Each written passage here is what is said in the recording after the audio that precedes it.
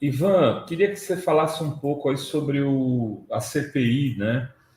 O que você achou do relatório final? Sei que você esteve distante nesse período, mas você acha que isso recoloca o debate sobre como se relacionar com o Estado de Direito e as Forças Armadas no Brasil?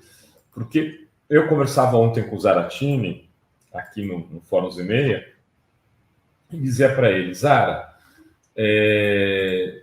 você por acaso imaginava lá nos idos de outubro e novembro do ano passado que a gente estava tão próximo de um golpe como a gente teve, que a gente passou por um fio, por um para viver um Estado autoritário, uma ditadura militar no Brasil, porque o Bolsonaro convocou seus comandantes de força para discutir esse tema. Tinha um decreto escrito, depois um cara contratado por financiadores desse projeto autoritário armou uma bomba para explodir o aeroporto de Brasília, tinha bomba na rodoviária de Brasília, poderíamos ter desencadeado uma série de ataques ao mesmo tempo.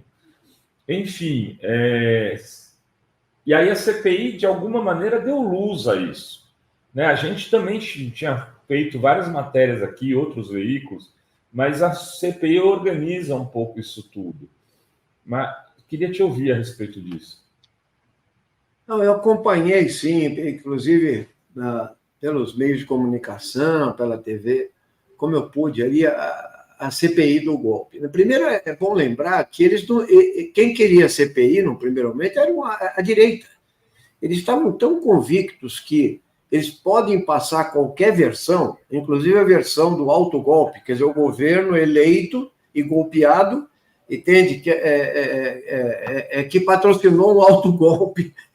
Mas só que como se diz lá na Venezuela também teve, o golpe foi televisionado, entendeu? Ou seja, não tem jeito. Aí não tem fake news que consiga passar isso adiante. Agora, tem os mandantes, né? Quer dizer, tem todo o sistema engendrado. Então, eu acho que você tem razão quando fala assim, nós tivemos por um fio, sim, entende? Cada dia que passa, você percebe que o fio era bem estreito, porque ontem apareceu o negócio da BIM, por exemplo, entende? Do Ramagem. Né? Então, é uma coisa assim, constante, permanente. Foi uma construção de 4 anos. O Bolsonaro, quando chegou ao governo, ele falou, eu não vou sair daqui, entendeu? Ele falou isso, entendeu? Ele já começou dizendo que urna eletrônica não existe, que ele devia ter ganhado de 90%, entendeu? Alguma coisa assim. E ele, a partir daí, ele passa a sabotar a democracia. Eu me lembro aquela manifestação que ele fez em cima de uma caminhonete na porta do quartel-general, gritando canalhas e não sei o quê e tal, que nem você entendia direito o que ele queria dizer com aquilo, entendeu? Ele é o presidente da República, obrigava o ex-ministro da Defesa, que depois foi expurgado, a varrer de helicóptero a esplanada. Então, é um negócio.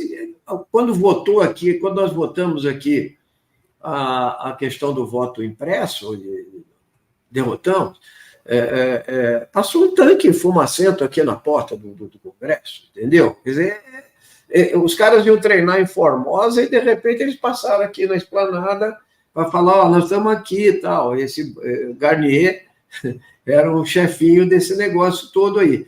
Agora, você colocou uma questão, que é a questão militar. Eu tenho me batido bastante nessa questão, entende? Eu acho que nós podíamos ter avançado mais nessa questão aí, não só na CPI, porque o Lula, né, ele teve que, demitir o ministro do Exército, né, em uma semana depois de ter nomeado, né, porque só o fato de existir, do Exército Brasileiro permitiu os acampamentos, da onde saíram terroristas, entende? O tempo todo, durante 3 meses, 4 meses ali na frente, a subversão da ordem, e assim, impedido a própria polícia, a PM, e a Polícia Federal de agir e tal, ou seja, blindar. Uma coisa insuportável. Quer dizer, como é que se permitiu esses acampamentos pedindo golpe, intervenção? Isso não tinha nada. É um absurdo total, entende? Então, o que eu quero dizer a você é o seguinte: nós tivemos por um fio porque, no final das contas, o alto comando do Exército se dividiu, entende? E foi testado mesmo. Vamos ao golpe ou não vamos? Entende? Então, está tudo nos documentos, tem a minuta do golpe, tem a denúncia do CID depois, outra minuta do golpe, e etc. E eu acho que o alto comando pensou o seguinte: isso aqui é uma fria, entende? Porque não tem apoio internacional, não tem apoio na própria elite, entende? Não tem unanimidade e tal, então é uma aventura, entende? E alguns iam mesmo, e os bolsonaristas, esses generais, entende? Augusto Heleno, por exemplo, esse cara, ele já devia estar preso há muito tempo. Esse cara é trigolpista, eu conheço, porque quando eu estava preso em 77, eles tentaram um golpe, o general Frota, e ele era ajudante de ordem do Frota, entende? Para fechar ainda mais e liquidar todos os presos políticos, como fizeram na Argentina, em determinado momento. Então, ele já é um golpista que vem de 64 e tal, e estava num ponto estratégico no GSI, e onde ele deixou os generais lá, que aquele G. Dias ainda deixou. Aquele ali é uma figura meio esdrúxula ali, entendeu? Não, ele não participou de nada e tal, mas foi de uma.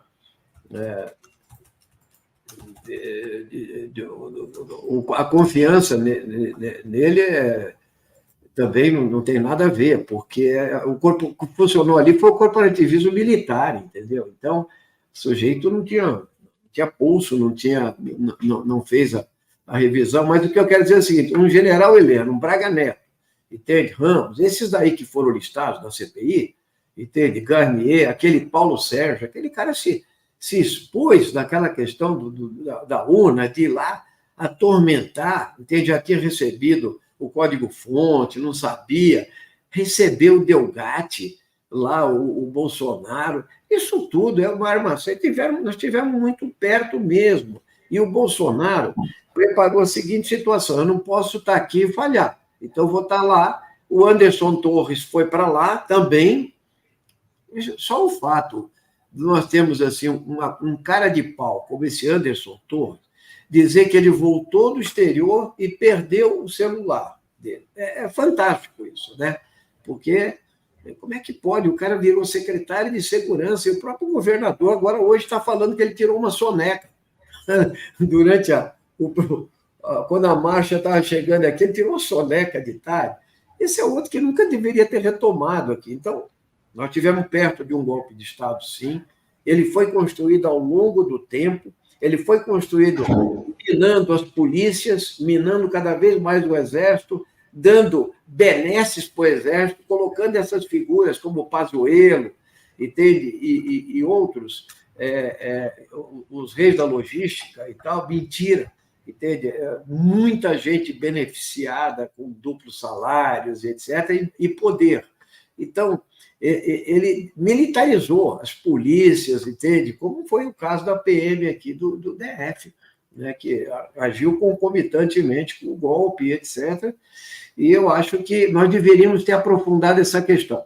Então, eu acho que a Lisiane Gama, ela fez, sim, um relatório corajoso, tá? Eu achei que ela foi além do possível ali.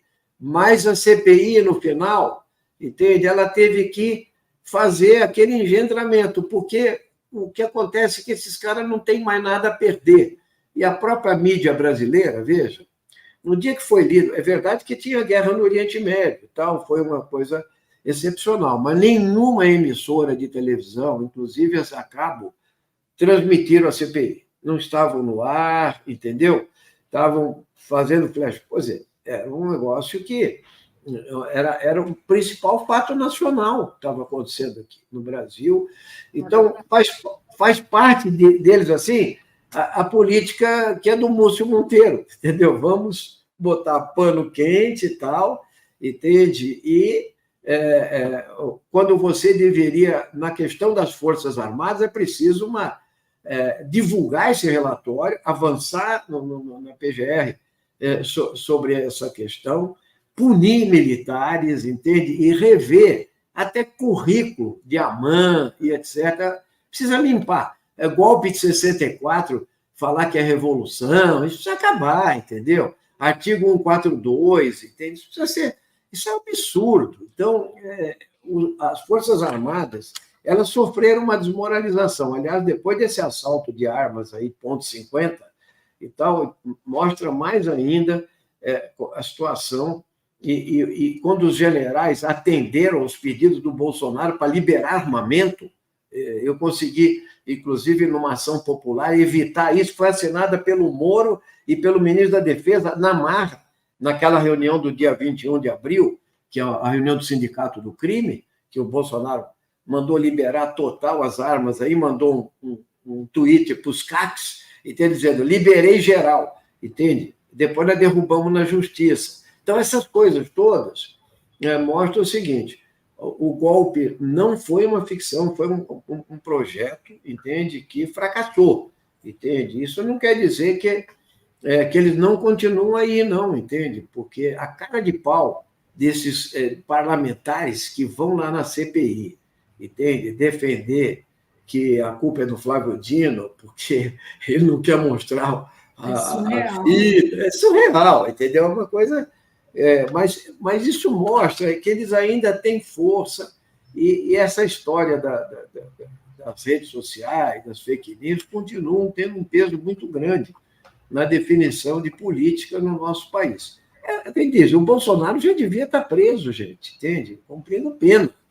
Tem dezenas de crimes, né? Então, ele está indo aí em reunião de evangélicos, aqui e ali e tal, como se ele tivesse uma agenda de verdade, né? Então, foi muito grave. Então, eu acho que a CPI cumpriu um papel, sim, viu, Romário?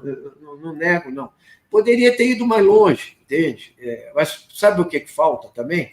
Uma pressão social e popular.